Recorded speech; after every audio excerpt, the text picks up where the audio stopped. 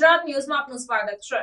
દાહોદ શહેરના જૂની કોટ રોડ વિસ્તારમાં આવેલી એક કાપડની દુકાનમાં આકસ્મિક આગ લાગતા અફરાતફરીનો માહોલ સર્જાયો। પ્રાપ્ત માહિતી અનુસાર દાહોદ શહેરના જૂની કોટ રોડ વિસ્તારમાં આવેલી એક કાપડની દુકાનમાં મોડી રાત્રિ દરમિયાન આકસ્મિક આગ લાગતા અફરાતફરી મચી હતી। ઘટનાની જાણ થતાં ફાયર બ્રિગેડની ટીમ ઘટના સ્થળે પહોંચી અને આગ પર પાણીનો મારો ચલાવી કાબુ મેળવ્યો હતો। પ્રાપ્ત વિગતો અનુસાર દાહોદ શહેરના જૂના કોટ રોડ પર આવેલ એક કાપડની દુકાનમાં રાત્રિના 10 વાગ્યાની આસપાસ આકસ્મિક આગ લાગી હતી।